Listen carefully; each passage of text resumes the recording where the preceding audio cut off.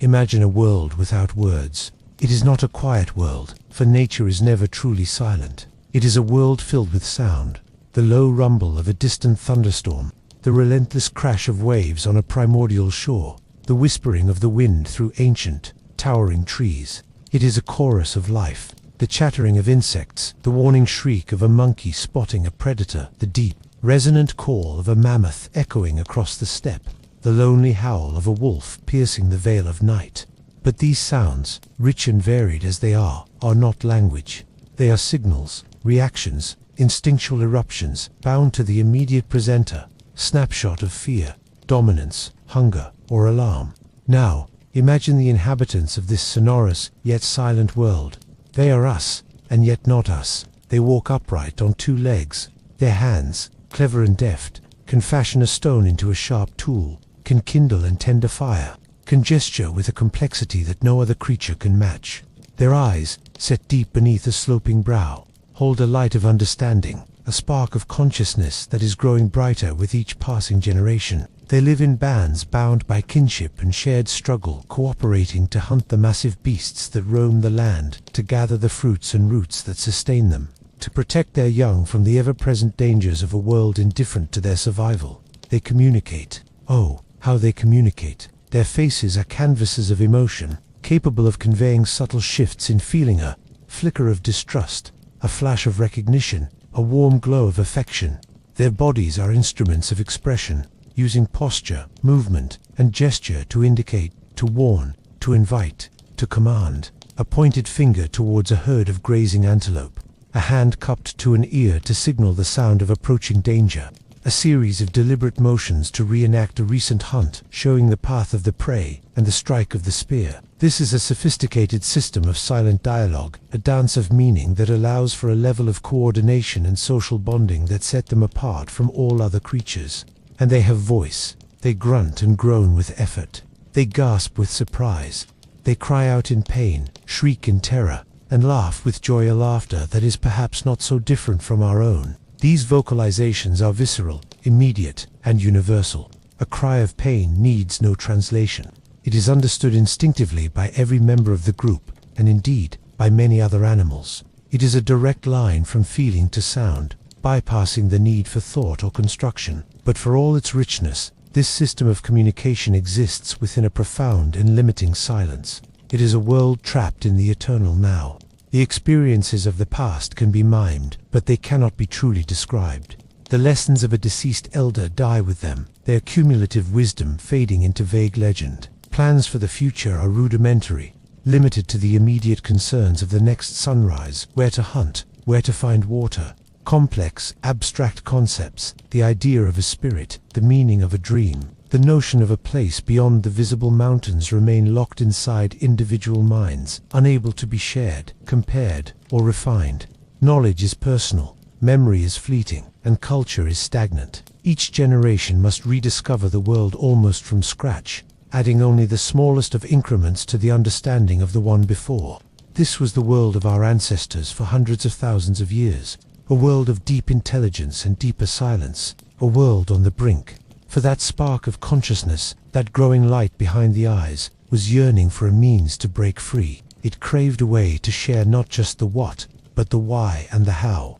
It needed a tool to stitch together the isolated moments of experience into a continuous narrative, to build a shared mind that was greater than the sum of its individual parts. The ingredients were all there: the complex brain, capable of symbolic thought, the vocal tract, slowly evolving into an instrument, capable of producing a wide range of sounds, the social structure, demanding ever more sophisticated forms of interaction. The pressure was building, a cognitive pressure seeking release. The stage was set for a revolution, not of stone or fire, but of sound and meaning. The greatest mystery of our species was about to unfold. It did not happen in a single moment of divine inspiration, but was a slow, arduous dawn, a journey from the echo of a grunt to the poetry of a thought-given voice. This is the story of that dawn. It is the story of the first word, the first sentence, the first story told around a flickering fire that connected the past to the future and forever, changed the destiny of a curious ape. This is the story of when humans learned to speak for the first time, and in doing so, began to truly build the world we know. Before a thought could be spoken, the instrument for its expression had to be forged. The journey to language was not merely a cognitive one. It was first and foremost a physical, evolutionary transformation of breathtaking complexity. The silent beings of the ancient world were trapped not only by the limits of their minds, but by the very architecture of their bodies. To create the symphony of speech, nature had to retool an apparatus designed for one purpose, survival, and reshape it for another. Eloquence. Consider the simple act of breathing. For most mammals, it is an automatic process dedicated to the exchange of gases, with a secondary role in producing short, loud vocalizations. For speech, breath must become something else entirely. It must become controlled, modulated, and finely tuned. It requires a precise collaboration between the diaphragm, the intercostal muscles between the ribs, and the larynx to manage the exhalation of air, transforming a steady stream into the fuel for sound. This breath control is the foundation upon which all spoken language is built. Without it, we could only manage short, explosive bursts of sound, not the long, flowing sentences that carry complex ideas. The most profound changes, however, occurred in the vocal tract itself, the pathway from the lungs to the outside world. In our early ancestors, and in modern apes, this pathway is structured for efficiency, not versatility. The larynx, or voice box, sits high in the throat. This allows the epiglottis, a flap of tissue, to seal off the windpipe during swallowing, preventing choking. It also creates a small pharyngeal cavity above the vocal cords. This high larynx is excellent for safe swallowing and simultaneous breathing, but it severely restricts the range of sounds that can be produced. The sounds are mostly guttural, formed in the back of the mouth. The key evolutionary shift was the descent of the larynx. Over millennia, it gradually lowered in the throat of our hominin ancestors. This was a risky, counterintuitive adaptation. By creating a longer, more vertical vocal tract, it dramatically increased the risk of choking. A piece of food could now much more easily become lodged in the airway. Evolution would never have selected for such a dangerous trait unless it conferred an enormous advantage. That advantage was the potential for a vastly expanded vocal repertoire. A lowered larynx creates two distinct cavities of roughly equal length: the oral cavity, the mouth, and the pharyngeal cavity, the throat. These two tubes act as resonant chambers. By minutely adjusting the shape of the mouth using the tongue, lips, and jaw, and by tightening or relaxing the throat, we can alter the resonant properties of these chambers. This allows us to produce distinct, stable vowel sounds, the E, R, and O, that are the core of spoken language. This versatility is what allows us to differentiate between a vast array of sounds, enabling the creation of a limitless vocabulary. The tongue, too, underwent a revolution. Once a thick, relatively immobile muscle, primarily for manipulating food, it evolved into a remarkably agile and precise organ. It shortened, thickened at the root, and became more flexible, allowing it to shape the airflow into a dazzling array of consonants. It could tap behind the teeth to make a T sound, press against the palate to create a K, or curl for an R. The lips became more muscular and expressive, capable of closing for a P or M, or rounding for an O. The human face itself became an instrument of unparalleled articulatory precision. But this magnificent instrument would be useless without a conductor. The brain had to evolve the unparalleled computational power to operate it. This required the development of intricate neural pathways connecting to crucial regions, Broca's area, responsible for the motor commands involved in producing speech, and Wernicke's area, essential for comprehending it. These areas are part of a vast, distributed network that handles syntax, semantics, and the retrieval of words from memory, all in a fraction of a second. This neural machinery had to learn to send incredibly complex, high-speed commands to the more than 100 muscles involved in speech production. It had to coordinate the lungs, larynx, tongue, lips, and jaw in an exquisitely timed dance. The difference between the sound of a P and a B, for instance, is a matter of a few milliseconds in the timing of the vocal cord vibration relative to the release of air from the lips. The brain had to become a master of microtiming. This physiological and neurological transformation was the silent prelude to the spoken word. It was a slow, incremental process, taking place over hundreds of thousands of years, driven by the pressures of a changing climate, a more complex social life, and the advantages of more sophisticated communication. Our ancestors were, quite literally, being physically prepared for a revolution they could not yet imagine. They were being given the voice, but the mind still had to find the words. The instrument was being crafted, awaiting the musician's touch. The stage was now set, not just in the world around them, but within their very own bodies. The potential for speech was humming in their nerves, resting in the shape of their throats, waiting for the spark that would set it free. A sophisticated vocal tract and a nimble brain are the hardware of language, but they are inert without the software, the cognitive capacity for symbolic thought. This was the second great evolutionary leap, a silent, internal revolution that had to precede the external one of speech. Before a word could be uttered, the mind had to be capable of conceiving of a word. It had to learn to think in a new way, to break free from the prison of the immediate and concrete, and enter the boundless realm of the abstract and symbolic. This transformation was forged in the crucible of an increasingly complex life. Our ancestors were not passive inhabitants of their world. They were active manipulators of it. The daily demands of survival became the training ground for a new kind of intelligence. Toolmaking is a prime example.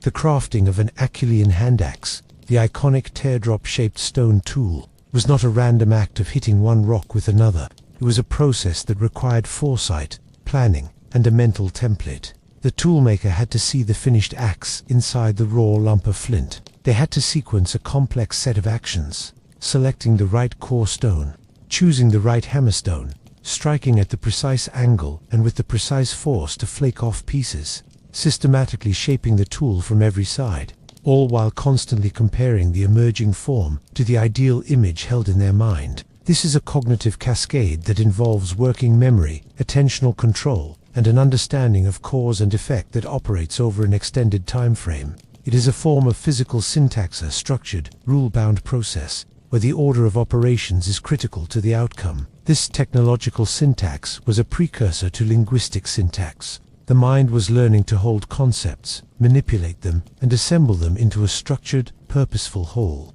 The hand axe was more than a tool. It was an idea given physical form, an externalization of a mental plan. This capacity to externalize thought would become the fundamental principle of language. Simultaneously, social life was becoming an ever more intense driver of cognitive complexity. Living in larger, more interdependent bands meant navigating a web of relationships that grew more intricate by the generation. It was no longer enough to know who was strong and who was weak. Now, one had to remember who was allies with whom, who had betrayed whom in the past, who was reliable, and who was deceitful, who had skills in hunting, and who had knowledge of healing plants. This is the theory of Machiavellian intelligence, the idea that our intellect evolved largely to manage social relationships, to cooperate, to compete, to manipulate, and to form alliances. To survive and thrive, an individual had to build a mental map of the social landscape, a constantly updating database of identities, relationships, histories, and reputations. This social world demanded a theory of mind, the profound ability to understand that others have their own minds, with their own knowledge, beliefs, desires, and intentions, which may be different from one's own. It is the capacity to get inside someone else's head, without theory of mind. Communication is merely a broadcast of signals. With it, communication becomes the act of shared intention. It allows a speaker to tailor a message based on what the listener already knows or needs to know. It is the foundation of persuasion, teaching, deception, and empathy. A gesture or a grunt might signal danger, but a word, infused with theory of mind, can convey "he doesn't know we are hiding here from that," a statement packed with perspectives and entities that are not physically present. This convergence of technological and social pressure was creating a mind bursting with ideas it could not fully express. It was a mind that could categorize the world, recognizing that a specific footprint belonged to a specific type of animal, that a certain cloud formation predicted a coming storm, that a particular type of tree could be relied upon for fruit each season. It was a mind that could think metaphorically, understanding the similarity between a stream branching in the valley and the branching paths of a decision. It was a mind capable of narrative, of stringing events together into a cause and effect story. The lion came, so we climbed the rock, and then it left. All the cognitive pieces were falling into place. Advanced memory, sequencing, cause and effect reasoning, theory of mind, and symbolic representation. The mind was now a loom, threaded with the bright yarn of complex thought, poised and ready for the shuttle of language to begin weaving it all together into a coherent tapestry. The internal pressure to communicate these intricate thoughts was becoming unbearable. The grunts, gestures, and grimaces were no longer sufficient. The world was too full of nuance, the past too full of lessons, the future too full of possibilities to be contained within a system of mime and emotion. The brain had built a vast library of concepts. The body had built a sophisticated instrument for sound. The two were on a collision course, destined to connect. The spark that would fuse them was the most powerful and simple cognitive discovery our species ever made. The realization that a sound could become a symbol, that an arbitrary noise, agreed upon by a community, could stand in for an object, an action, an idea. This was the final key, the moment of inception. It was the discovery that would break the silence, not with a noise, but with a name.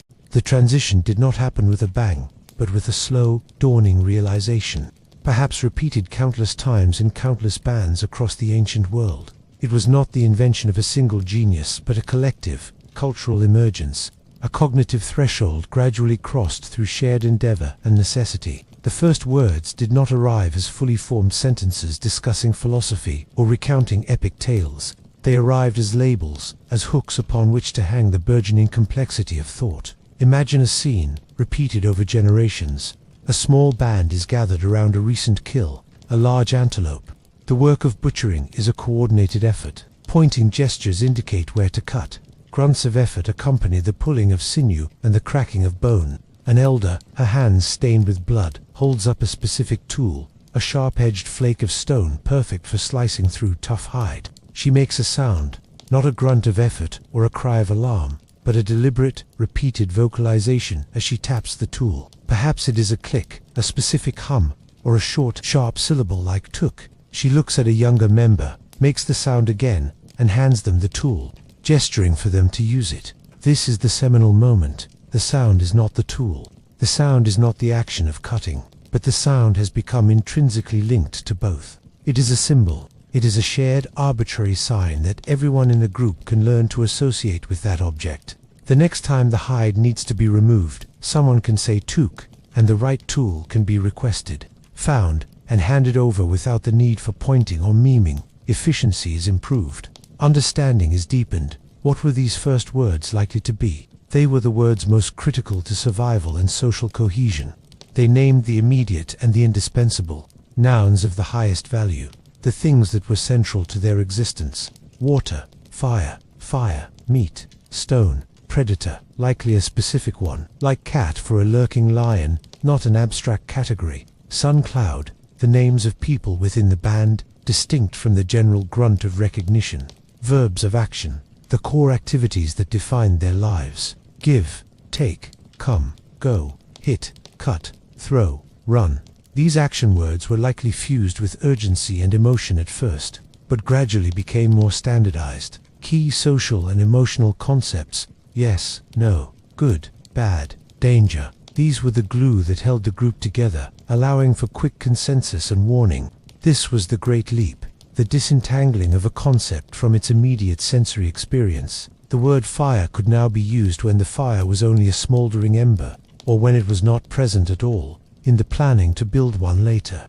The word lion could be uttered in the safety of a cave to warn of a potential danger that was smelled on the wind, not seen. Language had begun to liberate thought from the here and now. This process of naming was likely accompanied by a period, sometimes called proto-language. This was not the full grammatical language we know today, but a crucial intermediate stage.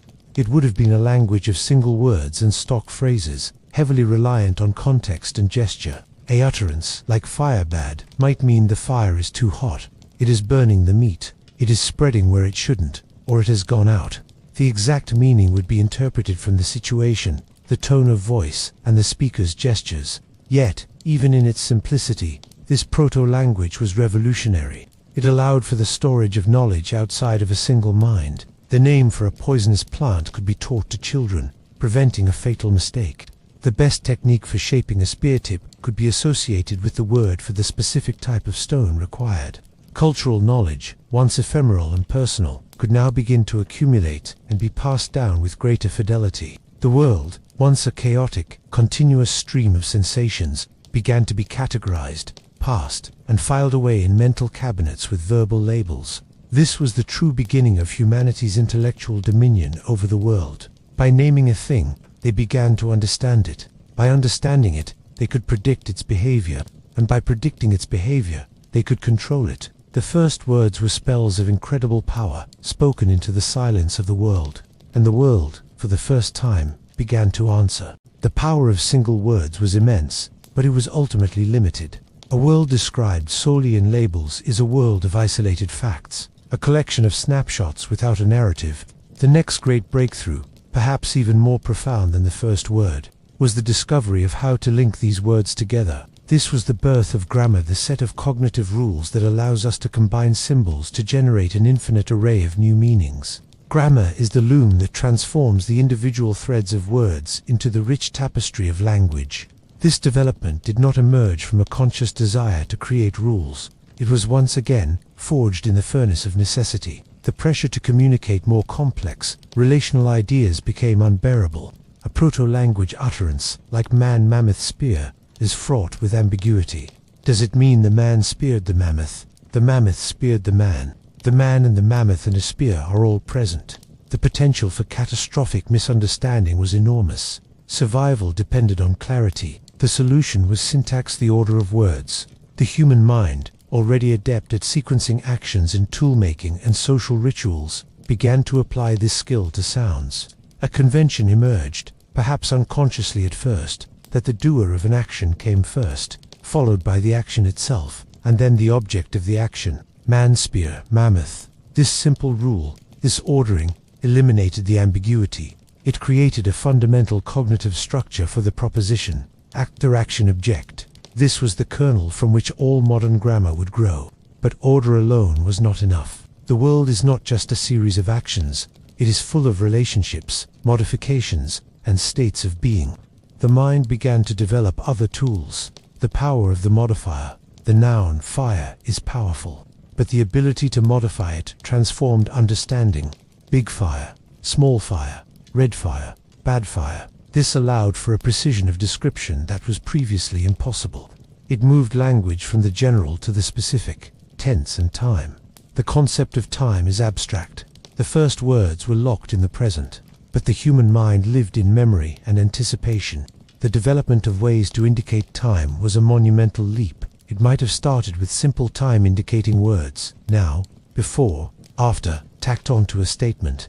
Hunt, before, mammoth, good. Gradually, these may have evolved into modifications of the verb itself, the beginnings of tense. This allowed our ancestors to break the final shackles of the immediate moment. They could now say, "We hunted the mammoth here yesterday, and we will hunt the mammoth here tomorrow." The past became a lesson. The future became a plan. Questions and possibility. Proto-language was likely declarative, for stating observed facts, but the curious, probing human mind needed to ask. The question may have begun with a rising inflection at the end of a statement, turning "you go water" into "you go water."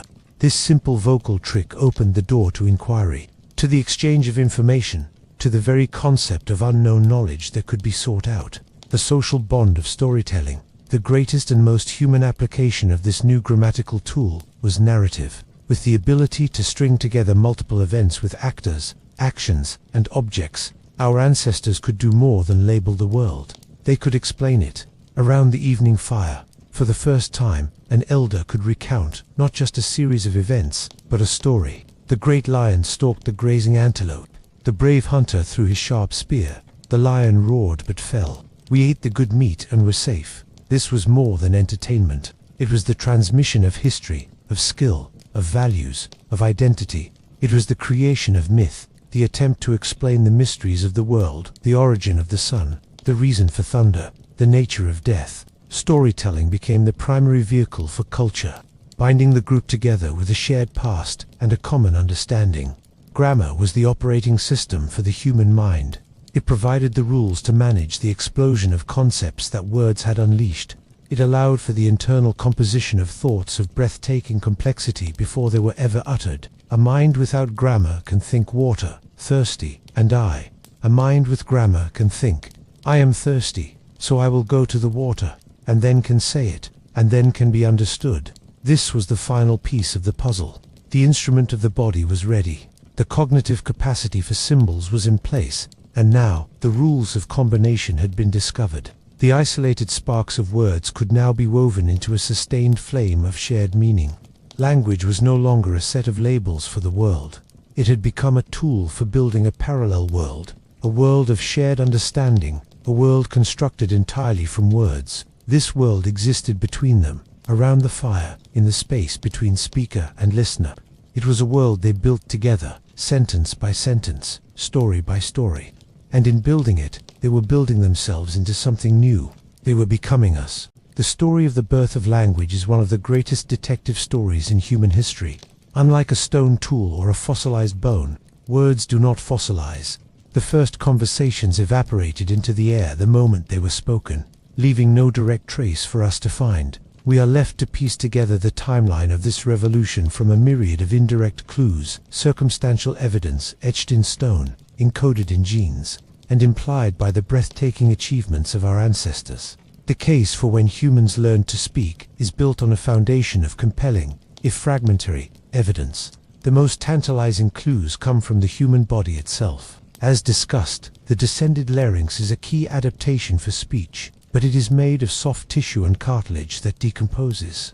How can we know when it evolved? Scientists have found an ingenious proxy. The shape of the hyoid bone, a small, horseshoe-shaped bone in the neck that supports the tongue and larynx, is highly indicative. In non-human primates, it is a simple, rod-like bone. In humans, it is a delicate, horseshoe-shaped structure that allows for the finer muscle control necessary for articulate speech.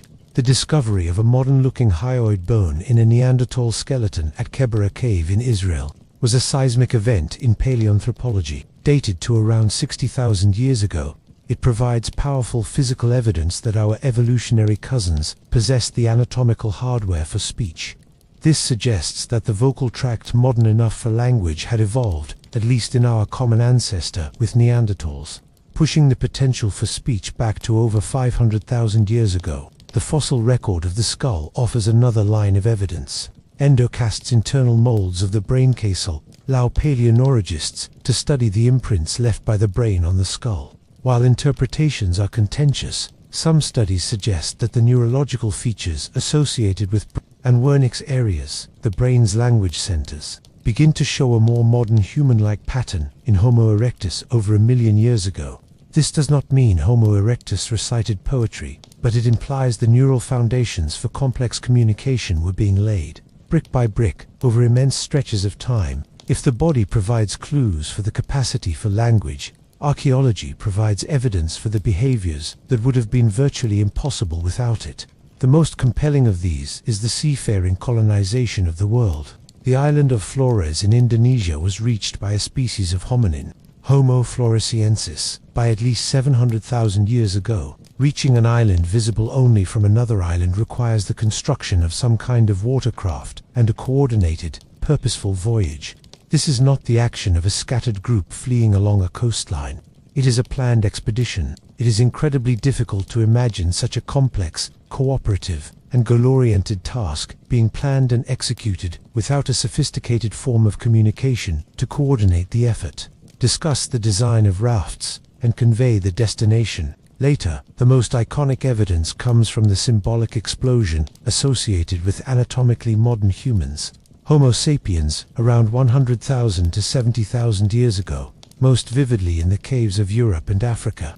The breathtaking paintings of Lascaux and Chauvet are not just art, they are a window into a modern mind.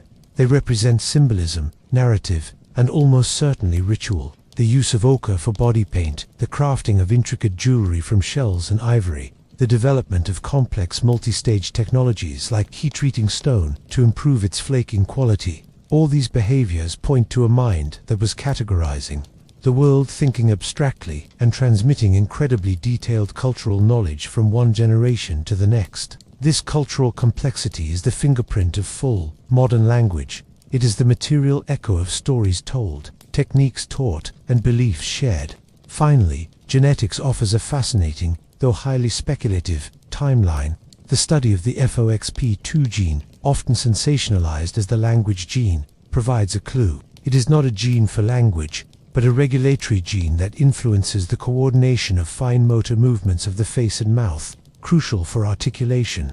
Comparisons show that modern humans share a specific evolved version of FOXP2 with Neanderthals and Denisovans, distinct from that of chimpanzees. Estimates for when this modern version spread through our ancestral population point to a date within the last 400,000 years. This genetic evidence dovetails neatly with the anatomical evidence from the hyoid bone, painting a picture of a shared capacity for complex vocal communication among the different species of the genus Homo in the last 500,000 years. The evidence, therefore, points not to a single moment of invention, but to a long, slow crescendo. The neurological potential was deep in our lineage, perhaps beginning with Homo erectus. The anatomical adaptations were shared among Neanderthals and modern humans hundreds of thousands of years ago, but the full flowering of language, the complex, grammatical, narrative language that powered the cultural explosions, seems to be the hallmark of Homo sapiens. It was our unique recipe, combining the ancient hardware of a vocal tract, the older software of a social brain, and a new revolutionary operating system of symbolic grammar. This combination allowed us not just to say lion, but to tell the story of the lion hunt, to paint the lion on the cave wall, and to teach the next generation exactly how to make the spear that brings it down. The echo of those first true conversations may be silent, but their impact is written in every tool, every painting, and every voyage our species ever made. To truly grasp the magnitude of the revolution that language wrought, we must perform a thought experiment. We must try to imagine our world, our very selves, without it. If the thread of language were pulled from the tapestry of human existence, the entire fabric would unravel into a collection of disconnected, meaningless strands. The world we know, from the mundane to the magnificent, would simply cease to be, reverting to a state of profound isolation and stagnation. Without language, civilization is an impossible concept. There could be no laws, for laws are codified, abstractions, agreements on rights and responsibilities that must be discussed, debated, and recorded. There could be no organized religion, for faith is built upon shared myths, prayers, and theological concepts that cannot be conveyed through mime alone. There could be no science, for the scientific method is a conversation across generations, a process of stating hypotheses, recording methods, sharing results, and building upon the work of others. Newton's famous quote, "If I have seen further, it is by standing on the shoulders of giants," is a perfect metaphor for language itself. Without words, there are no shoulders to stand on. Each individual is forever ground-bound, limited to only what they can see and discover for themselves. The transmission of knowledge would be trapped in a devastating cycle of amnesia. A master toolmaker could demonstrate her craft, but she could not explain the why behind each precise strike. She could not warn her apprentice about the specific type of stone that shatters to ice sealy, or the best time of year to find the finest flint. The apprentice would have to learn through slow, imperfect imitation, and much of the master's hard-won wisdom would die with her. Technology would not progress. It would occasionally regress, as intricate skills were forgotten and had to be painstakingly rediscovered. We would be forever reinventing the wheel, if we had ever managed to invent it in the first place. Our inner lives would be immeasurably poorer. Consciousness itself would be a different, dimmer experience. Much of our thinking is conducted in an internal monologue, a silent conversation we have with ourselves. We use words to reason, to plan, to comfort ourselves, to wrestle with moral dilemmas. Without this internal language, thought would be a chaotic stream of images, sensations, and emotions, difficult to control or interrogate. The concept of a self, a continuous narrative of who we are, built from our memories and aspirations, is a story we tell ourselves using words. Without language, the self would be a fragmented moment-to-moment phenomenon. Our social world would be shallow and confined. We could form bonds through grooming, shared looks, and emotional contagion, but these bonds would lack depth and history. We could not gossip, that seemingly trivial but socially vital activity that forges alliances, communicates norms, and reinforces social bonds. We could not apologize with true explanation, or express complex gratitude, or articulate the nuances of love and devotion. We could not tell jokes that rely on wordplay or narrative punchlines. The rich, complex drama of human relationships would be reduced to a simplistic soap opera of expressions and actions. Art and culture would be stillborn. There could be no literature, no poetry, no songs with lyrics. Music might exist as rhythm and melody, but it could not tell a story. Theatre would be reduced to pantomime. The great philosophical questions, what is the meaning of life? What is justice? What is truth? Are questions that can only be asked and debated with language. Our curiosity about the cosmos, the nature of existence, and our own place within it would remain a silent, frustrating itch in the back of the mind, with no means to scratch it.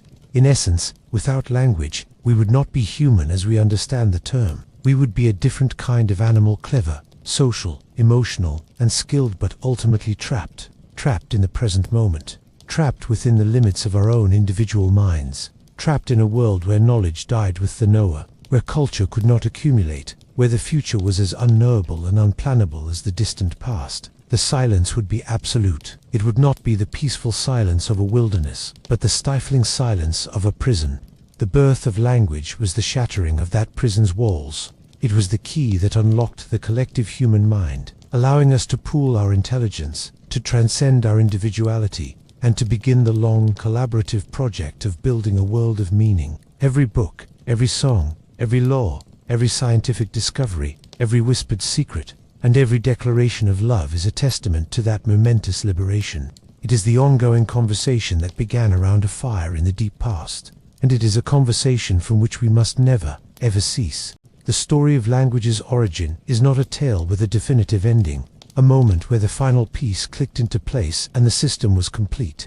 Rather, it was a beginning, the ignition of a process that is as alive and evolving today as it was in its infancy. The first words were not the conclusion of a journey, but the first notes of an endless symphony. A symphony that has been continuously composed and rearranged by every generation of humans that has ever lived. From those primordial roots, language embarked on an unceasing journey of diversification, adaptation, and profound cultural expression. The initial unity of that first proto-language, spoken by a small population of early humans in Africa, did not last. As humans began their great migration, fanning out across the continents, their language traveled with them, and just as populations became isolated and genetically diversified, so too did their tongues. Separated by mountains, oceans, and deserts, communities ceased to speak with one another. In this isolation, language began to drift. Sounds shifted. A P sound might gradually soften to a B in one group, while remaining unchanged in another. Meanings mutated. The word for water in one band might come to mean river or rain in a band that had moved to a different landscape. Grammatical structures developed along different paths. Some languages began to pack meaning into the ends of words, through complex suffixes and tenses, while others developed intricate tonal systems, where the pitch of a syllable could change the entire meaning of a word. This relentless process of change gave birth to the breathtaking linguistic diversity that once characterized our planet. From the click consonants of the Khoisan languages in southern Africa to the polysynthetic structures of many Native American languages, where a single long word can express a whole sentence's worth of meaning. From the tonal melodies of Mandarin Chinese to the grammatical cases of Finnish, each language represents a unique solution to the universal human problem of how to encode thought into sound. Each one is a unique window into a worldview, a cultural artifact that shapes and is shaped by the people who speak it. This diversification is not a corruption of some original, perfect language. It is the natural and beautiful result of language being a living, breathing, human phenomenon. But language is more than a tool for labeling and describing the world of objects and actions. Its most sublime application is in the realm of the human spirit, in the creation of art, ritual, and identity. Language became the medium for poetry, allowing us to play with sound and meaning to evoke emotion and beauty that transcend the literal. It became the vehicle for song, weaving together melody and word to create powerful expressions of joy, sorrow, and devotion. It formed the core of ritual and prayer, providing the sacred words that connect communities to their gods, their ancestors, and their understanding of the cosmos. Through myths and legends, language explained the unexplainable, gave meaning to suffering, and provided a moral compass for society. Our very names, both personal and tribal, are linguistic badges of identity, binding us to our family, our history, and our place in the world. And the journey is far from over. The evolution of language did not slow down with the advent of writing or the printing press. It accelerated. Today, language continues to morph at a breakneck pace. New words are coined daily to describe new technologies and concepts. Selfie, blog, cryptocurrency. Slang emerges from subcultures and spreads across the globe via the internet, changing meanings and inventing new grammars. Emojis and internet acronyms, LOL, IMO, BRB, have created a new, hybrid form of visual-verbal communication. Languages continue to be born, often as creoles and pidgins, that fuse elements of multiple parent tongues into a new, vibrant whole. And, tragically, languages continue to die, as dominant global tongues overshadow local ones, each extinction representing the loss of a unique intellectual and cultural universe. The first word ever spoken was a spark. That spark ignited a fire that has been burning for tens of thousands of years, warming us, illuminating our path, and forever separating us from the silent world of our ancestors. It is a fire we constantly feed with every conversation, every story told to a child, every song sung, every prayer whispered, and every new word we invent to capture the fleeting essence of our experience. We are all, every one of us, the inheritors and the custodians of that first conversation. We are the living chapters in the ongoing story of language, a story that began when a curious ape first dared to give a name to the world, and in doing so, began to change it forever. The symphony is unfinished. The conversation continues.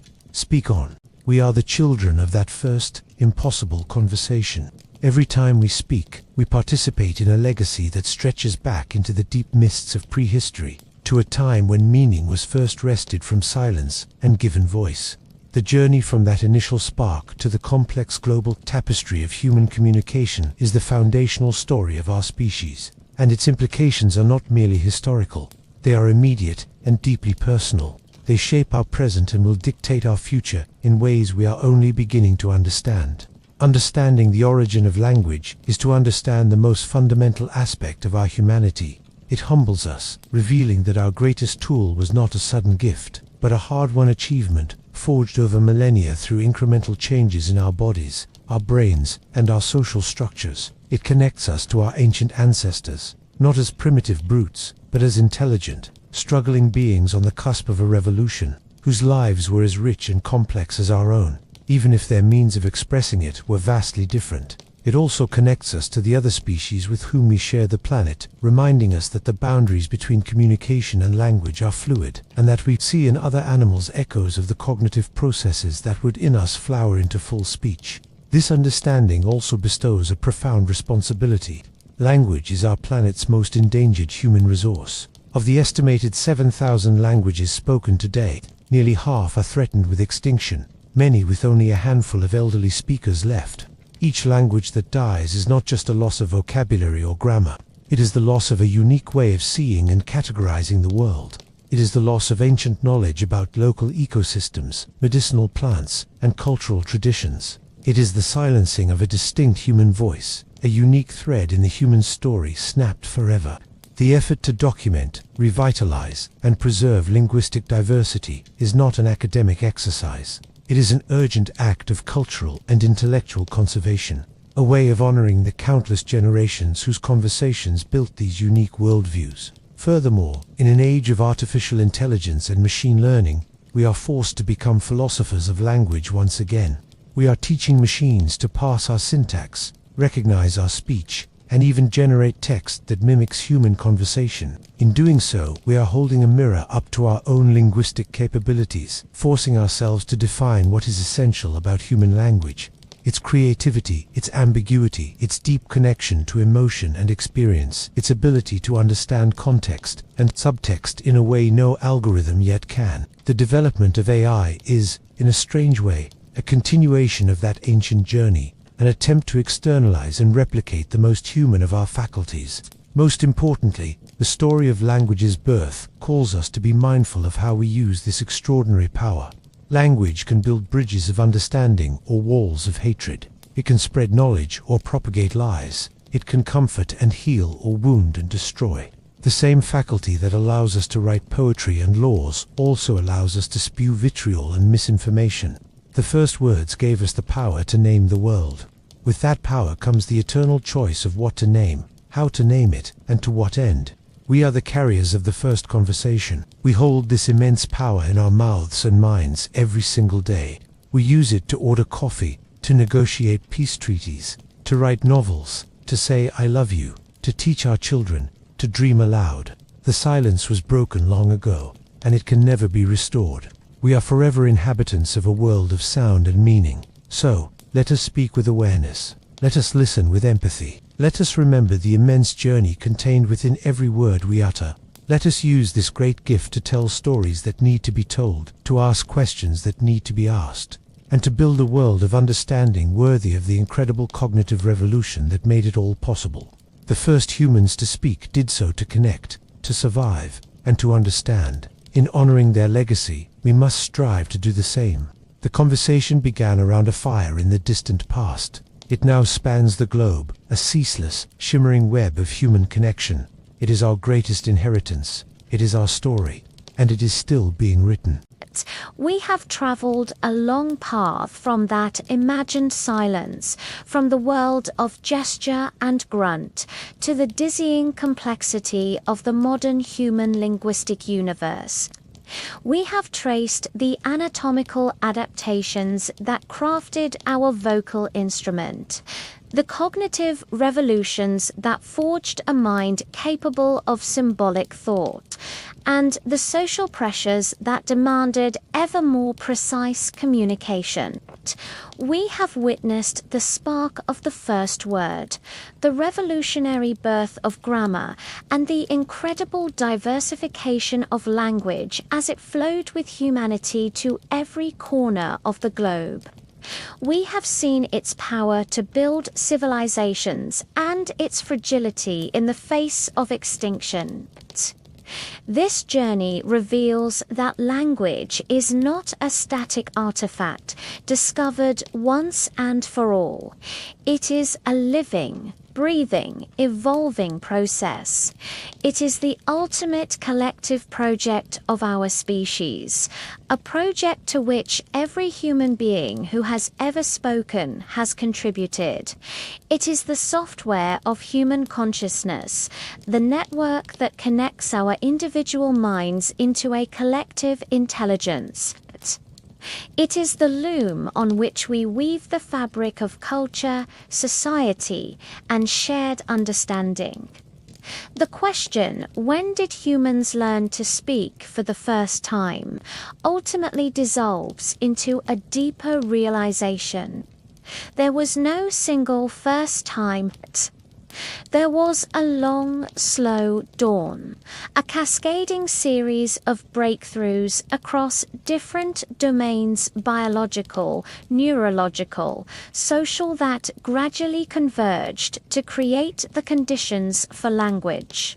It emerged from the interplay of hand and mind, of individual innovation and social agreement stretched over hundreds of thousands of years.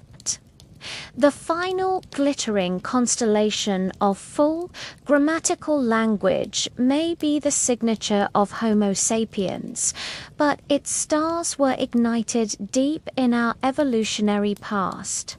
And so the story does not end.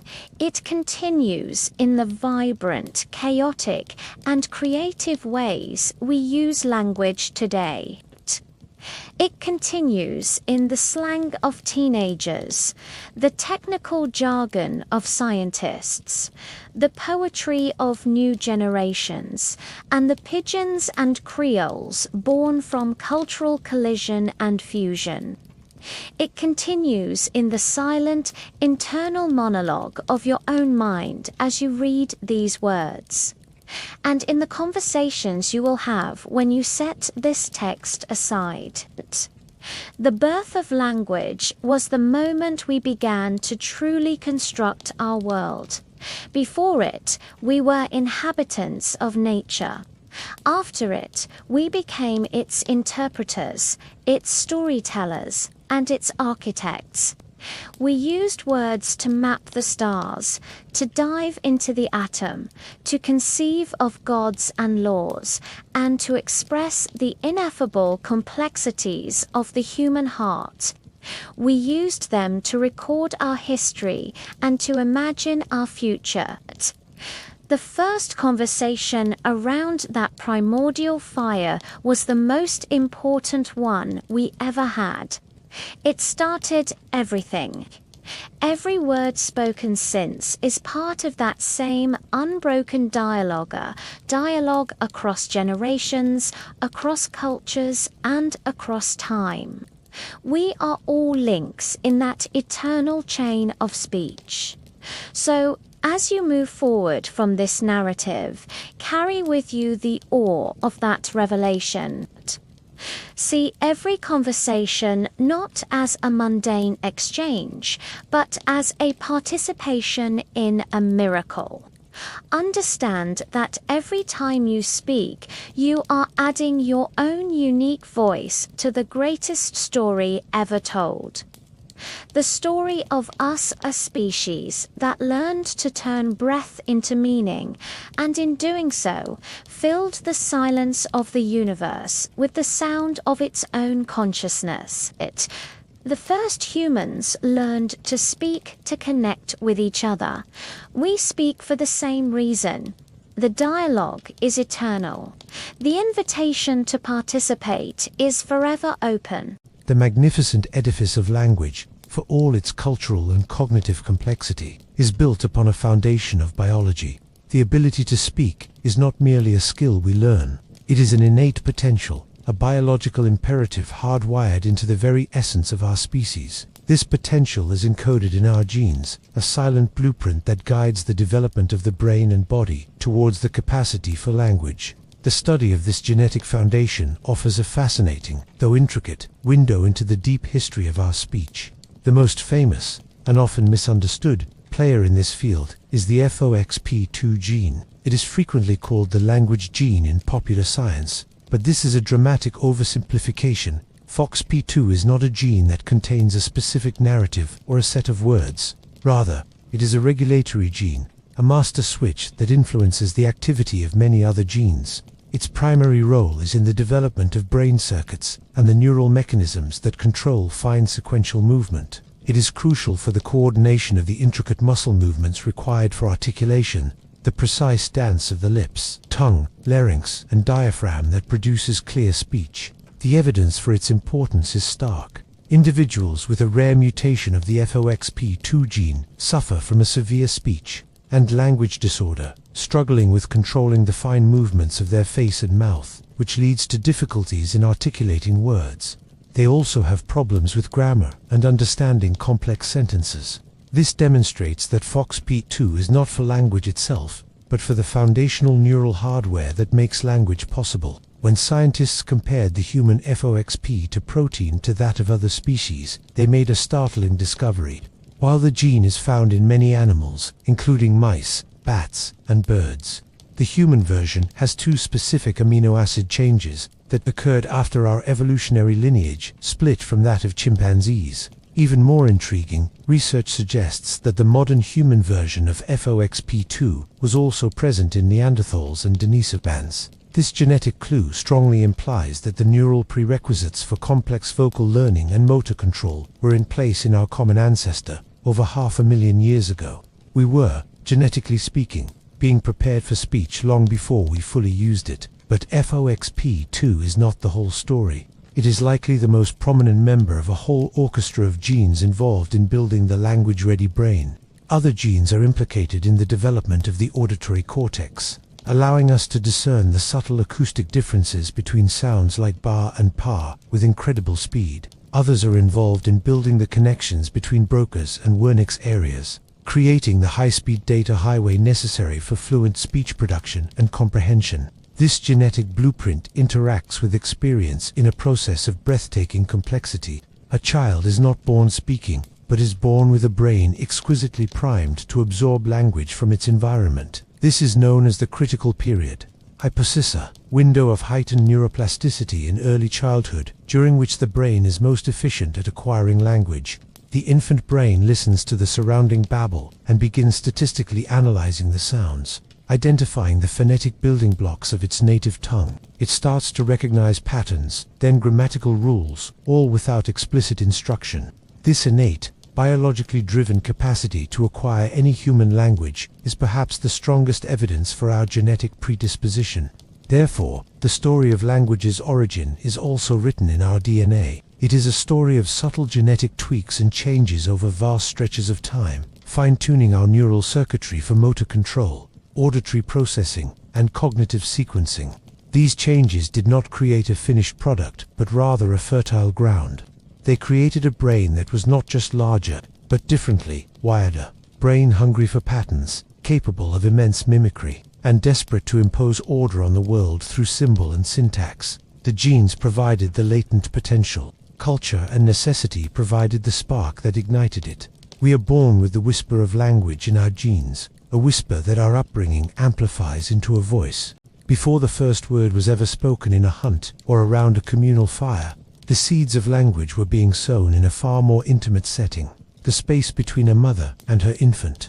This primal relationship, built on survival and emotional connection, is now seen by many scientists as the crucial crucible in which the fundamental elements of language were first forged and refined. The origins of our most complex cultural achievement may lie in the simplest, most universal of human interactions. This communication begins not with meaning, but with melody. From the moment of birth, mothers across all cultures engage in a specific, instinctual form of speech, known as infant-directed speech, or, more commonly, MOF. Its characteristics are universal: a higher pitch, exaggerated intonation, a slower tempo, and a simplified vocabulary. This sing-song rhythm is not merely cute, it is a powerful pedagogical tool. The heightened melodic contour helps capture and hold the infant's attention, while the slower pace allows the infant's developing brain to process the stream of sound, to begin to segment it into distinct syllables and words. It is a vocal spotlight, highlighting the important parts of the acoustic signal. This melodic exchange is part of a larger dance of a mother coos to her baby. The baby responds with a gurgle or a gaze. The mother pauses, then speaks again, as if in conversation. This early, non-verbal dialogue establishes a fundamental rhythm of human interaction, the alternation of speaker and listener. The infant is learning the most basic rule of conversation, long before it understands a single word, the rule of reciprocity, of waiting for one's turn to speak. This rhythmic structure is the precursor to the syntactic structure of sentences, where elements take their turn in a regulated order. The content of these early conversations is also profoundly important. Mothers constantly label the world for their infants. Look a dog, see the ball, this is your nose. This relentless, loving narration performs a crucial function. It pairs sounds with objects and experiences, providing the raw data the infant's brain needs to crack the phonetic and semantic code. It is a continuous, live demonstration of the symbolic function of language, showing that things have names. Furthermore, the mother-infant bond is saturated with emotional prosody, the music of speech that conveys feeling. Separate from the literal meaning of words, the infant learns to read the emotional tone of the mother's voice long before understanding the words. A sharp, high-pitched "no" conveys danger or prohibition. A soft, lilting "it's okay" conveys comfort and safety. This teaches the child that communication is not just about transferring information, but about sharing and regulating emotional states, a core function of language throughout our lives. Some theorists, like Steven Pinker, have argued that language could not have originated in this context, as it is ultimately about the transmission of complex propositions, not just emotional bonding. However, other researchers like Dean Falk, with her putting the baby down theory, suggests that the need for mothers to soothe their infants from a distance, as bipedalism led to less clinging offspring, may have provided the selective pressure for the development of more sophisticated melodic vocalizations, which later exapted for other purposes. Whether a direct precursor or simply a foundational rehearsal, the mother-infant dyad is undeniably where every single human being first encounters and practices the building blocks of language: melody, rhythm, turn-taking, emotional resonance, and the pairing of sound and meaning. It is in this cradle of conversation that we are each individually initiated into the ancient human collective of speakers. The gentle, exaggerated sing-song of a mother to her child is an echo of the very first steps our species took out of silence, a timeless ritual that prepares each new generation to join the eternal dialogue. We stand now at the end of our journey, looking back across the immense expanse of time we have traversed, from the silent, intelligent gaze of our ancient ancestors to the roaring, interconnected digital globe of today. The thread that connects it all is language. It is the unbroken chain of meaning that links the first, hesitant symbolic grunt to the complex philosophical treatise, the ancient campfire story to the modern cinematic epic, the first warning cry to the international peace accord. This chain is our species' most enduring and transformative creation, and each of us is a bearer of this legacy, a living testament to that first, monumental breakthrough. To understand the origin of language is to fundamentally understand what it means to be human. It is to recognize that our humanity is not defined solely by our upright posture or our clever hands, but by our need to connect, to share, and to understand together. Language is the vehicle of our collective consciousness. It is the medium through which we build shared realities, forge social contracts, and transmit the accumulated wisdom and folly of countless generations. Without it, there is no culture, no history, no law, no science, no shared past or planned future. There is only the isolated present moment. This journey humbles us. It reveals that our greatest power was not bestowed upon us, fully formed, but was painstakingly carved out of biology and circumstance over hundreds of thousands of years. It was built through incremental changes, a slight descent of the larynx, a neural connection strengthened, a new cognitive association made. It reminds us that we are the products of an unimaginably long and complex evolutionary process, a process that endowed us with this incredible gift. We are the inheritors of a dialogue that began long before we were born, and we have a responsibility to honor that inheritance. This responsibility manifests in several ways. It calls us to cherish and protect the dazzling diversity of languages that still exist in the world. For each one is a unique repository of human thought, a different way of seeing and interpreting the universe. The extinction of a language is not just the loss of words, it is the loss of a worldview, a chapter of the human story, irrevocably closed. We must also use this powerful tool with intention and care, for language can build, and language can destroy.